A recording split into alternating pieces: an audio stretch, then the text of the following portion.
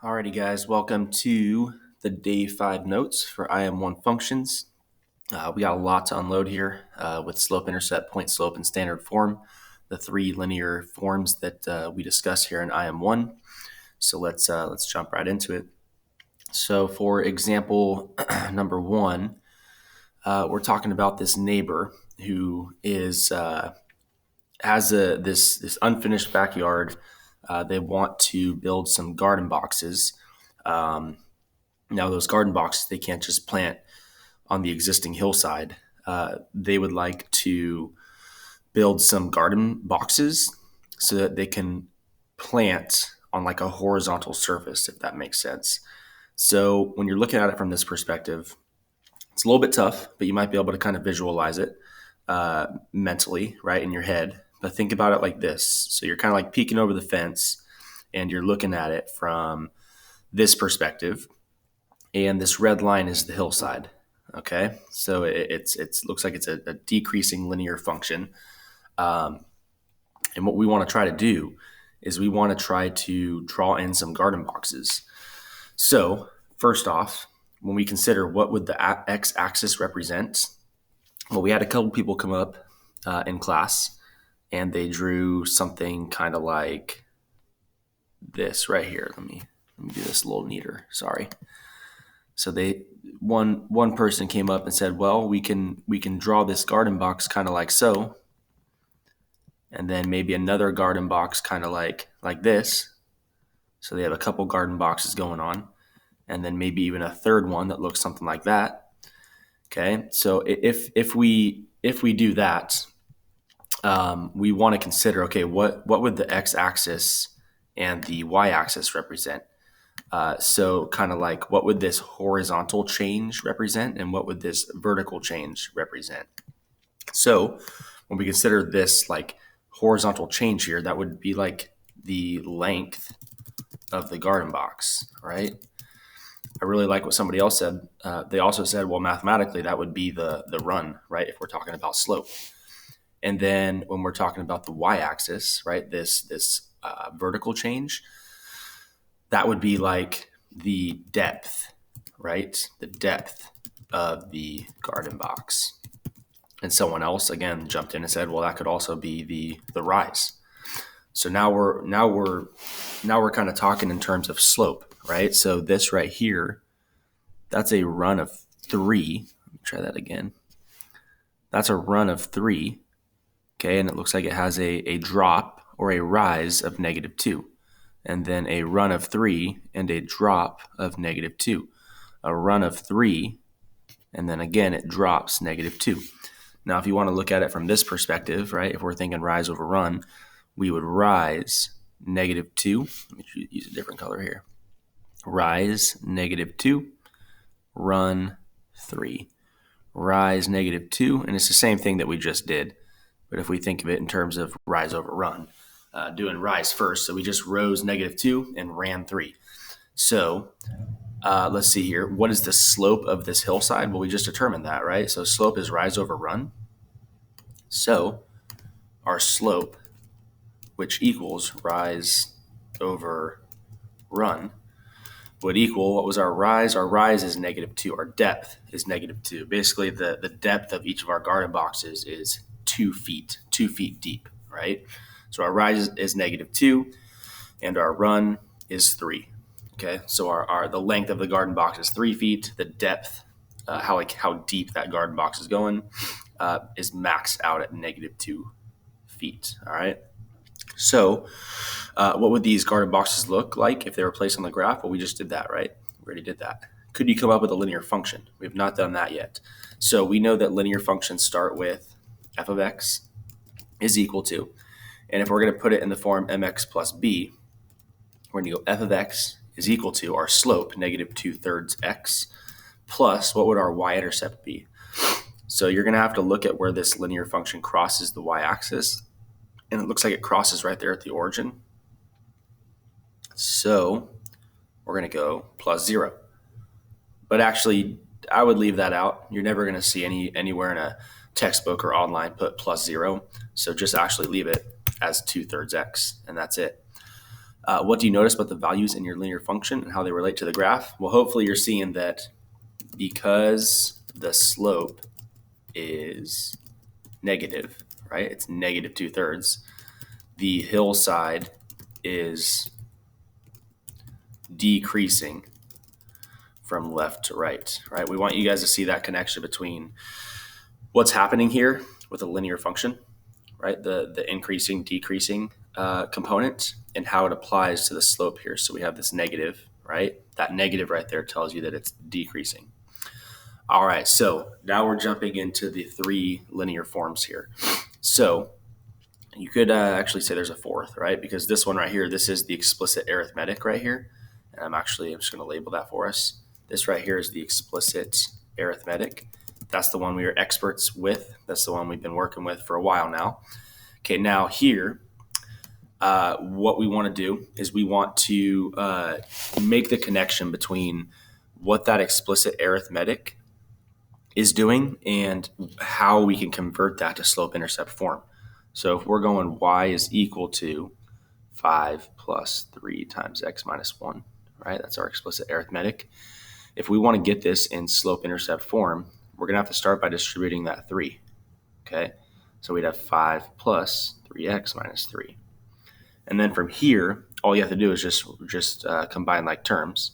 So that 5 minus 3 there combines to make 3x plus 2. Okay, so that guy right there, that is your slope-intercept form. It's really simple. Distribute the common difference, the slope, combine like terms, done. What is the usefulness? You might need to do a little research here. But what we came up with in class was slope-intercept tells you the slope of the line and also the y-intercept. Imagine that. So they didn't think too hard when they named this, right? So the slope-intercept tells you the slope of the line and also the y-intercept. This makes things easy when you are graphing by hand, right? So then you just go to the y-intercept, plot the y-intercept, and then apply the slope. So point slope form. This is new for most people. Okay, in point slope form, if you go on and you do some research here, which again, consider doing some research before you start giving this a try. Point slope form looks like this. Point slope form is going to be y minus y1 is equal to m times x minus x1, where m is going to be the slope and x1 and y1 are any point. When I say any point, I mean any point that is on that line. Any point on that line. Any one that you want. Okay, any point on that line there means that there are infinitely many correct answers for point slope form. I mean, there are infinitely many because there are infinitely many points on a line. So it may help to actually create a table here first for our explicit arithmetic. So if we go back up to this guy, right, we want to create a table for this. We know that the 0th term is 2. We know that from our slope-intercept form already right here, right? 0th term is 2. The first term is 5, right? We know that right here. That's our initial value, our first term. And then we just add 3 each time, right? So we have 2, 8. That's an 8. Sorry. And then we have 3, 11, etc. And you can keep on going infinitely, right? So you can consider any one of these the x1, y1. So I'm just going to randomly choose, we'll just use 2, 8. I could have chosen any of those points there. And if we want to put that into point slope form, we're going to go y minus the y value of the point that we chose, 8, is equal to the slope, 3, times x minus the x coordinate that we chose, 2. And that's it. You could have also done the 0.15, and that would be y minus 5 is equal to 3 times x minus the x coordinate, which would be 1. That would also work. And hey, check that out. This right here looks a lot like our explicit arithmetic. The 5 is just over on the left side rather than the right side. Very, very similar. But anyways, point slope form, you can choose any point in that table, and that's it. So what's the usefulness of point slope form? You don't need the y-intercept. That's what's nice. You can choose any point you want. So point slope form actually makes life a lot easier because you're not isolated to just using one point, the y-intercept. You can use any point that you want. Now, lastly, standard form. I like to come up first with we'll get to the three rules in a second. First, let's actually show what standard form looks like. So it's ax plus by equals c. Okay, now the three rules: a, b, and c must be whole numbers. Okay, so there are no fractions allowed. No fractions allowed. So we're going to get to some examples soon about how you can get rid of a fraction if you're stuck with a fraction. In this case, we're not. But a, b, and c must be whole numbers. The second rule: x and y must be on the same side. Okay, same side of equation. As you can see, in ax plus by equals c, they're both on the left side of the equation there. And the third one, the x value must be positive.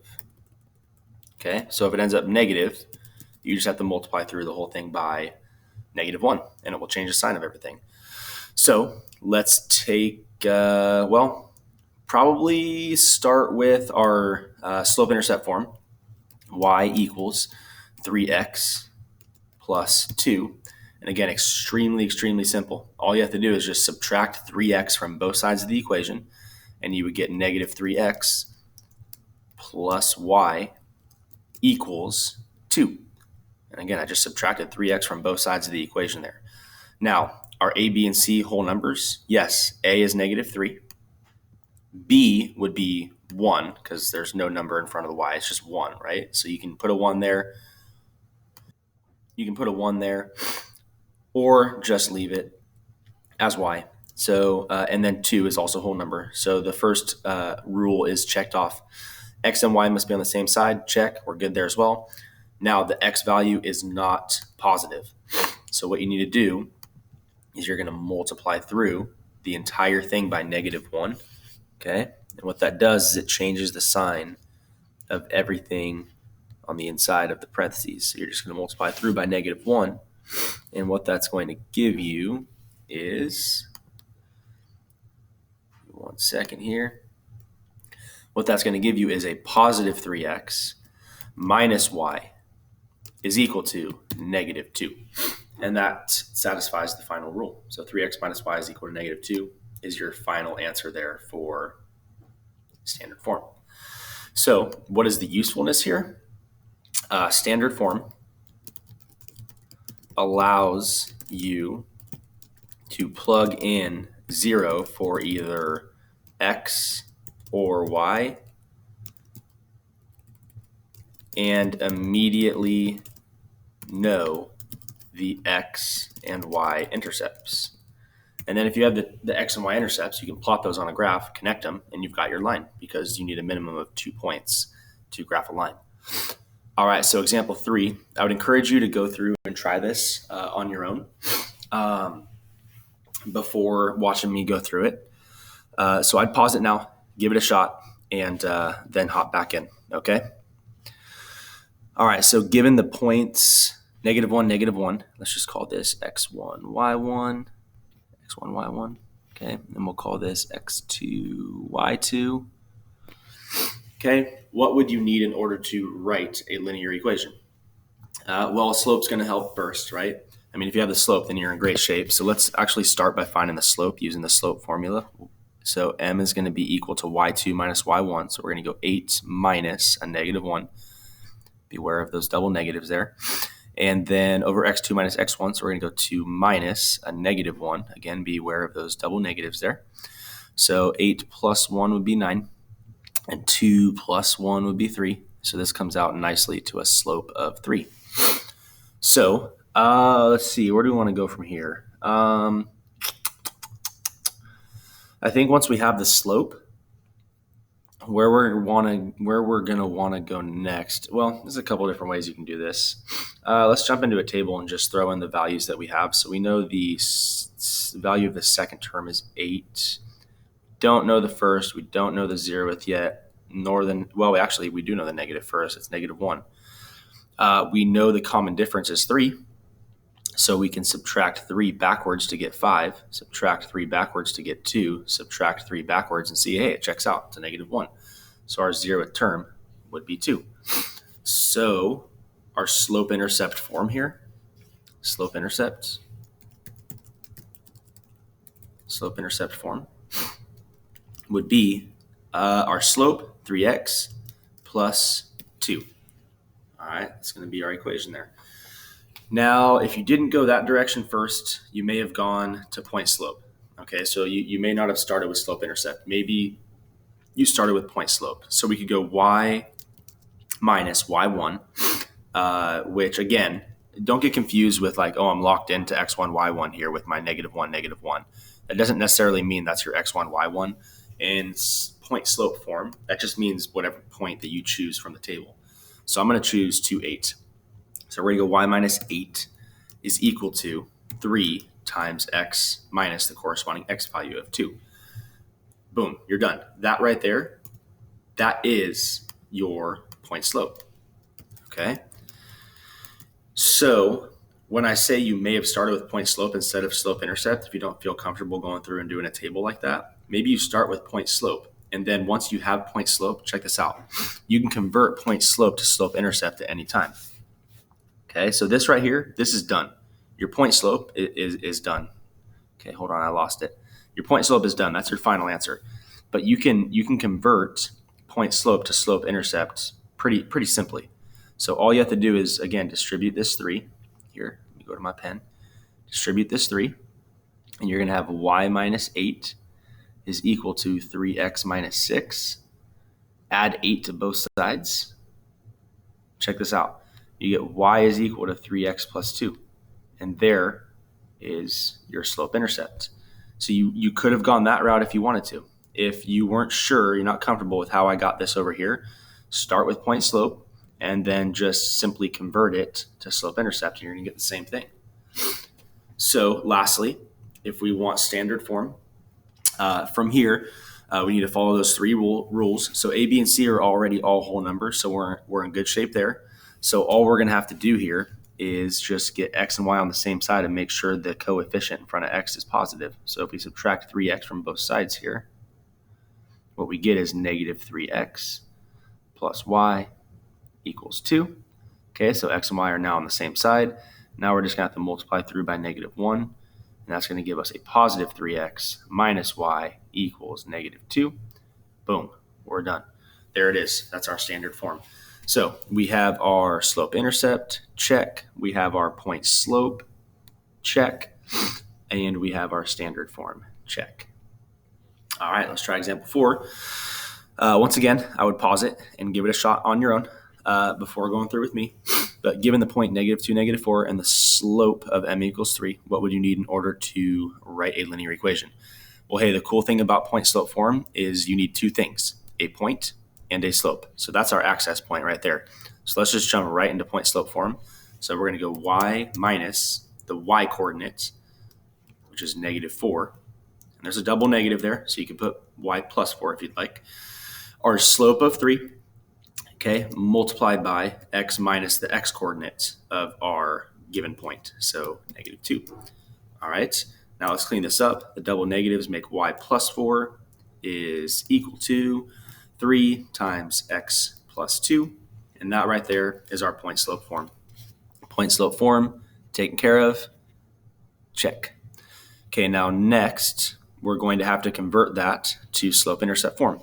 And just like we did above, from here, you're going to want to distribute that 3. So we're going to have y plus 4 is equal to 3x plus 6.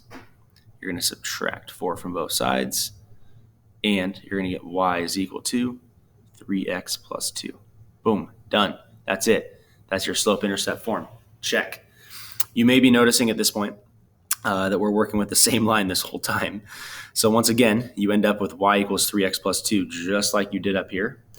And when you convert that to standard form, it would be the same process that we just did right here. Okay, so you can finish that up on your own for standard form. Okay, just by subtracting 3x from both sides, multiplying through by -1, and the standard form here is going to be the same as the standard form in example 4. All right, finally, looking at this thing graphically, excuse me. Same type of thing here. Provided the graph, write the linear equation in slope-intercept, point slope in standard form. Again, the access point, and Mr. Pagel calls this the gatekeeper. The gatekeeper is the point slope form. Now, if you can get it in point slope form, as you can see above, you're good. You can get it in slope intercept and standard form easily. So let's just go to the gatekeeper. The y minus y1 is equal to m times x minus x1. If you can get it in point slope form, you're golden. Let's real quick just determine the slope. We need that. You can do it algebraically, but you can also just do a slope triangle. So this thing goes up. Let's see, it goes up. Just want to make sure that we got this here. It looks like it rises 2, and we are going to run from 1 to 5. So it looks like we run 4. So our slope is going to be 2 over 4, or 1/2. All right, so I'm going to choose this point. Why not? You have two options. You could have chosen either one of those points. I'm going to choose 1, -3. So we're going to go 1 minus the y coordinate of our chosen point, so -3, is equal to our slope, 2 over 4, which is just 1/2, times x minus the x coordinates of our chosen point, 1. We clean this up a little bit. We have y plus 3 is equal to 1/2 times x minus 1, and boom, done. That right there is your point slope form. Now from here, if you want to convert this to slope intercept form, you're going to have to distribute here, right? So we're going to distribute this 1/2. So we're going to have y plus 3 is equal to 1/2 x. And then 1/2 times -1 is just -1/2, right? Okay, now from here, let's see here. What we're going to need to do is we need to get it in the form y equals mx plus b, right? So we're going to have to subtract 3 from both sides. And we're going to have y is equal to 1/2 x. And -1/2 and minus 3 is -3.5. So I'm just going to convert that to a decimal, -3.5. Okay. Actually, you know what? No, I'm not. We're going to keep that as a fraction, because when we do standard form in a second, we're going to have to be able to multiply through. So let's call that -3.5.